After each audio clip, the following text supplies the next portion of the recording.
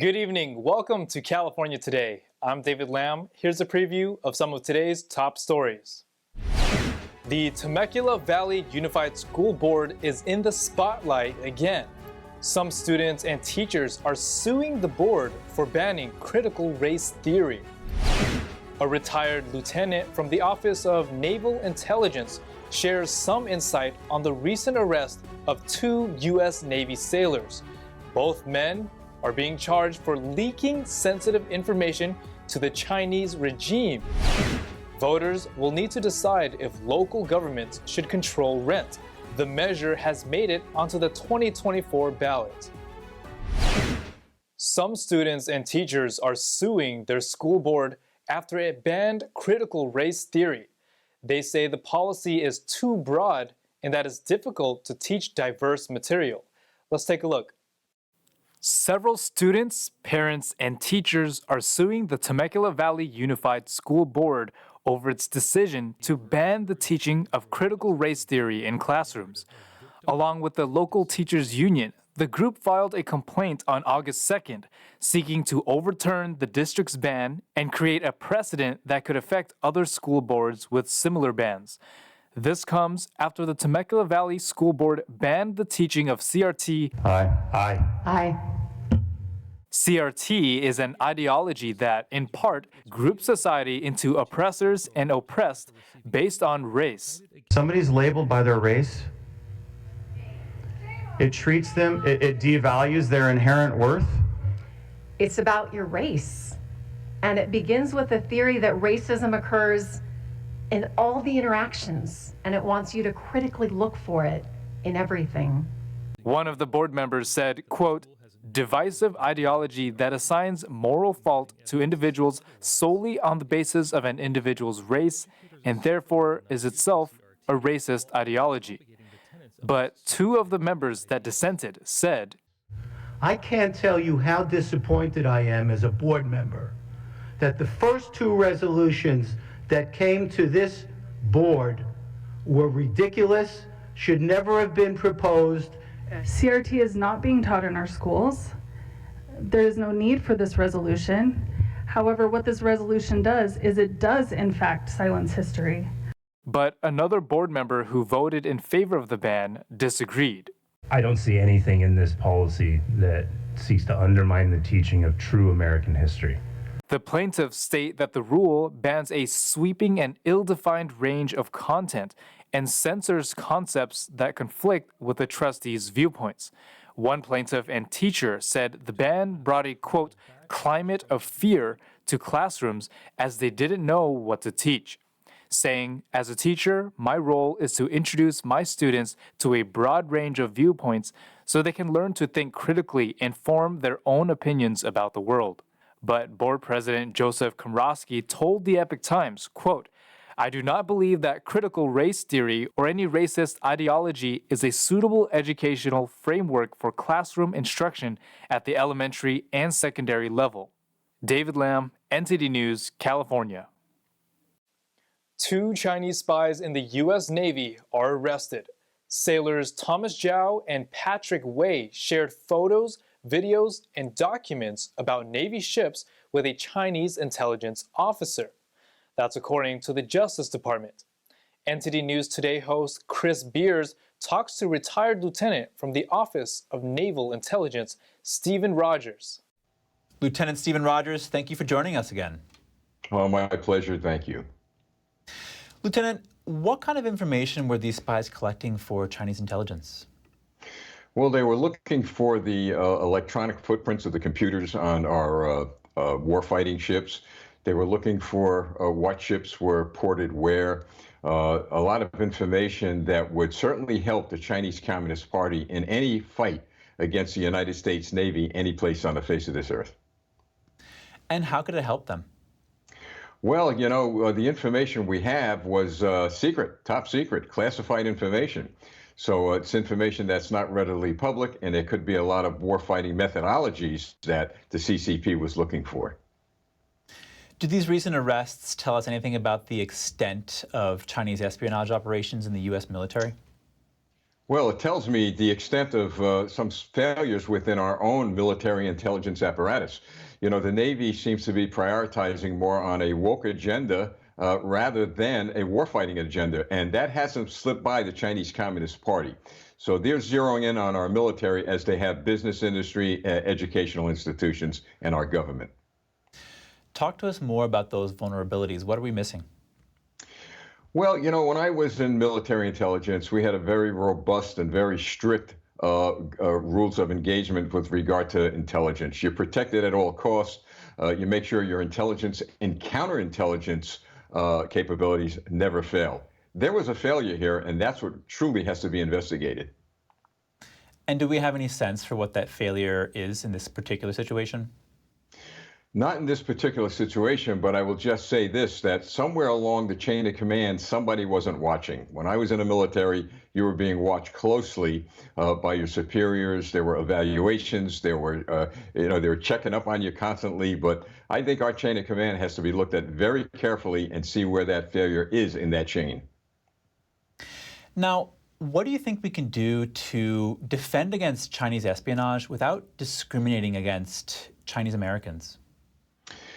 Well, we have to go back to the old days where there was a lot of human intelligence. That means intelligence on the ground, talking to people, getting information from people. It's all a matter of prioritizing. You're either going to prioritize your military, in this case the Navy, as a war-fighting machine that will take out the Chinese Communist Party in any conflict, or you're going to prioritize it in another direction.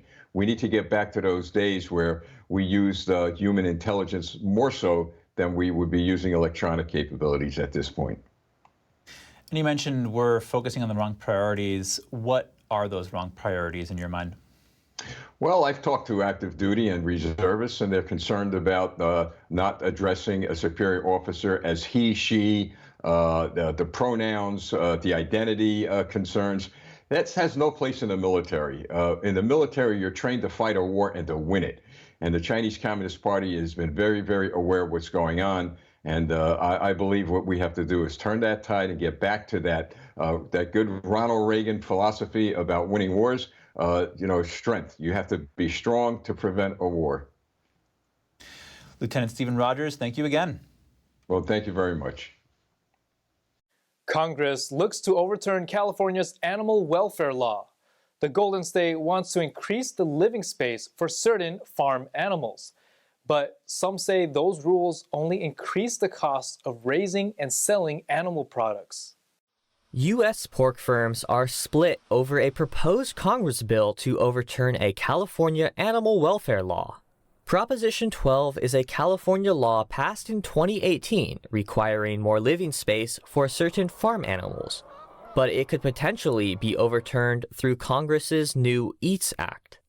The EATS Act, or Ending Agricultural Trade Suppression Act, is a bill that aims to limit states' ability to regulate agriculture products sold within their borders. This would overturn Proposition 12. The National Pork Producers Council, or NPPC, is a major pork industry trade group that is backing the EATS Act. The council's CEO, Brian Humphreys, argues that the law won't improve animal welfare and will raise costs for hog producers, potentially leading to more state restrictions driven by ideology. But the fifth largest pork producer in the U.S., Clemens Food Group, does not support the EATS Act.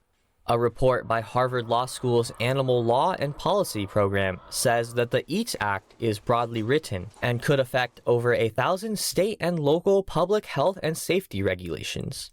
Additionally, animal welfare groups argue that Prop 12 is necessary to prevent sales in California of pork, veal, and eggs from animals housed in cramped conditions where they can't even turn around. Some prominent producers like Hormel, Smithfield, and Tyson have publicly announced their intention to comply with Prop 12 when it takes effect on July 1st. Should the government control rent? That's up to the voters to decide on the upcoming 2024 ballot. Some say this would make neighborhoods more affordable, but others think it will be a disaster.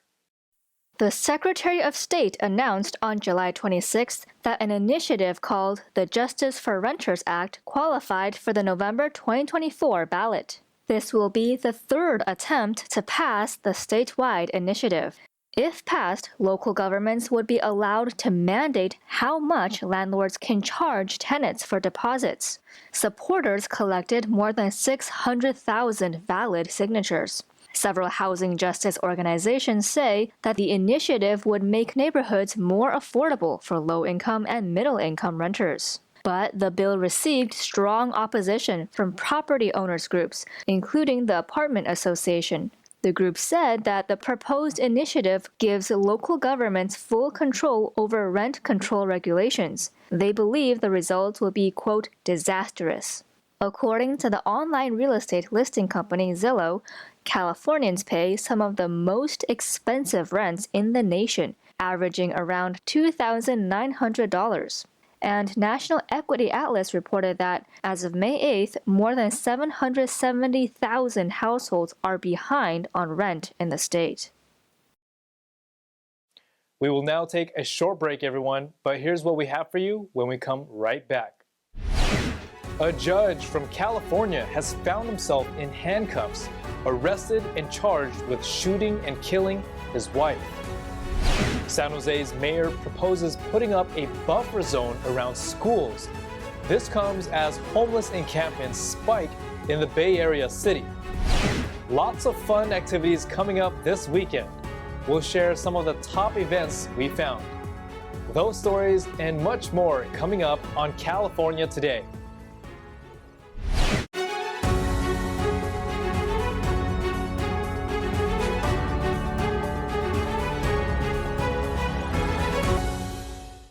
Welcome back to California Today, everybody. I'm your host, David Lamb. In light of robbery, business owners took matters into their own hands after they couldn't convince a robber to stop taking their merchandise. They beat him until he cried and vowed to never return to the 7-Eleven. A civilian caught the ordeal on camera, but viewers are warned the following footage can be distressing. A man was caught on video clearing shelves at a 7-Eleven store in Stockton. He filled a trash can full with the merchandise. The civilian who filmed it told the store managers there's nothing they can do and to let the thief continue on. You have insurance? No. Ain't nothing you can do, man, until police come in. But the managers won't have it. One employee tried to block the thief, but when he tried to push away, he tackled him down to the floor, while another employee beat him with a long stick until he cried. After confirming the thief does not have a gun, the man recording the video tells the store managers to let him go and make sure he does not return. Okay, no more. You know no more. No more come here, right? No more come and do that, right? Please, brother, please. I'm your brother, right? No more do this, okay? Let's go. Let's go. Despite the manager's objections, he was escorted out and let go. The civilian who filmed the whole ordeal wrote on Instagram, quote, "Even though I saved the guy life, a medal goes out to the two men protecting their store. God bless you all." In a stunning twist, one Orange County judge finds himself in handcuffs, facing charges for the tragic demise of his own spouse. NTD's Christina Corona has more. Orange County Superior Court Judge Jeffrey Ferguson, 72, has been arrested and charged with shooting and killing his wife at their Anaheim Hills home. On Thursday, police received a 911 call about a shooting at the 8500 block of East Canyon Vista Drive home just after 8 p.m. When officers arrived, they found 65-year-old Cheryl Ferguson suffering from at least one gunshot wound. She was pronounced dead at the scene. According to investigators, officers contacted Jeffrey Ferguson at the location and arrested him without incident. He was booked into the police department's detention facility and was being held on a $1 million bail. A booking photo showing Ferguson in an orange jumpsuit was released by authorities. Authorities also said detectives are not disclosing any additional details at this time because the investigation is ongoing. Christina Corona, NTD News, Orange County. A buffer zone around schools. That's what San Jose's mayor is proposing. as homeless encampments grow out of control. The students and staff who proposed the idea say that they're grateful. San Jose Mayor Matt Mahan is proposing a new ordinance that would prohibit encampments and lived-in vehicles around schools. During a press conference Thursday, he joined Councilmember Peter Ortiz and students and faculty from KIPP San Jose Collegiate, a school that has reported theft, trespassing, and drug use on campus. This is one step of many. I believe that our students should not have to walk through an encampment every day just to get in and out of their school campus. And that's why, while it's not the complete solution to our challenge of homelessness, I think it's important to send a clear signal to all of our young people that we value their education. We're going to create a modest buffer zone around each school and say we will not have tents and RVs right up against the campus property. Some of those issues include breaking into school grounds, damaging and stealing school property, and even the threatening of community members with violence. We've heard stories of a student having to carry pepper spray because an RV resident started following her on her trips between school and home. The ordinance would prohibit such encampments within 150 feet from preschools, daycares, and K-12 schools. Alfredo Hernandez Jr., a student at KIPP San Jose Collegiate, founded a club to create a political platform for students. We had people from all backgrounds in our club, and still, to this day, and especially from all grade levels. It just shows how unique this club is and how supportive young people are and how they're willing to collaborate and work cohesively with me and my classmates to ensure that our communities are safe and secure. I'm just very thankful we have a mayor like that who's not only focusing on the other sides of San Jose but specifically East Side, since East Side tends to be very underrepresented and always has had these issues. We know there may be some challenges at the council level, but we urge all council members to vote in favor of this ordinance, as it will provide a safer and more secure school environment for all schools here in San Jose. They're living out our school mission as well, which is, the last lines of our mission says that we want our students to become agents of change, especially in their community. So we're very, very proud of them. The students and faculty from the school say they don't have anything against the homeless, but they do need to maintain students' safety. Speaking of schools, some struggle with finding credentialed teachers, but some lawmakers want to change that by relieving financial stress in the teacher preparation process. Assemblyman Al Murasuchi introduced Assembly Bill 238 in March. The bill intends to create the California Student Teacher Support Grant Program, aimed to relieve a state teaching shortage. Currently, California's student teachers must complete 600 hours of unpaid student teaching to earn education credentials. The bill would allow students pursuing teaching degrees to get paid at the same rate as substitute teachers. This would only apply to districts that receive the grant. A bill analysis estimated that the program would cost the state $300 million annually. AB 238 passed the state assembly in June and is now being reviewed by lawmakers for its potential fiscal impacts. Free state college is now available for foster youth in California. New legislation will cover all the tuition and fees for the students. Governor Gavin Newsom signed State Senate Bill 307 into law last month. The bill would allow foster youth to attend the state colleges for free. The budget line item pledges $25 million annually in recurring funds to establish the Fostering Futures program. This covers all the tuition and fees for foster youth attending a state college. According to the program, 96% of 60,000 youth in California's foster care system say they want to earn a college degree, but only 4% end up attending a four-year college by age 26. The bill's author, Senator Angelique Ashby, said that home instability and lack of funds are the most common barriers for attending college for foster youth. If you've ever dreamed of living in the home of an A-list Hollywood star, here is your chance. One celebrity is renting her home to one lucky guest next month. Here's Entity's Christina Corona with more. Hi, Gwyneth Paltrow made an exciting announcement Tuesday, revealing her partnership with Airbnb to offer a unique opportunity for one lucky traveler. They will have the exclusive chance to stay at her guest house in Montecito, California. Paltrow opened up about her inspiration for offering up the stay in an Instagram video that also included a full tour of the property. She posted, "Loneliness is a human condition, but in the past few years, increased isolation and our lack of community has made our lives even more fragmented." Airbnb had the brilliant idea of doing something to make the world a little less lonely, which is why I'm inviting you to come stay at my Montecito guest house for a night. The property includes a refreshing swimming pool, an elegant marble bathtub, a cozy fireplace, and a guided meditation session. The lucky winner will be allowed to bring just one additional guest and will get the opportunity to meet the star in person. She writes on her Airbnb description, "I'll be there to greet you upon arrival and ensure you have all the necessities for a comfortable and rejuvenating stay."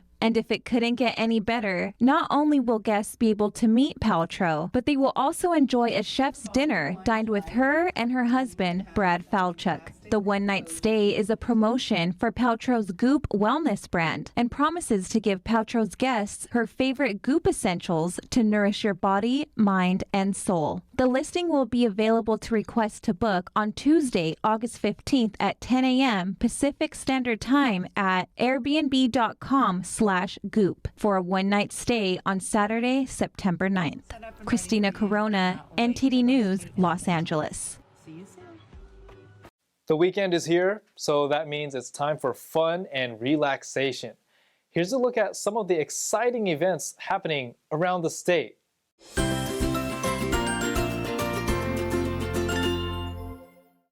Have you ever seen a dog surf? Well, this weekend you can, at the World Dog Surfing Championship just a little south of San Francisco. Attendance is free, so this is your chance to see something you've never seen before. Also in the Bay Area, this weekend the largest free street festival west of the Mississippi is taking place. The 39th annual Fremont Festival of the Arts has activities for the whole family, including food, wine, music performances, and of course art. Last year, over 18,000 ice cream bars were consumed at the festival, so you definitely don't want to miss it.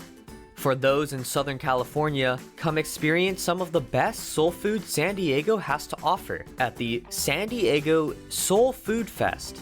This is a great opportunity to expose yourself to different types of cuisines while supporting local businesses, small and large.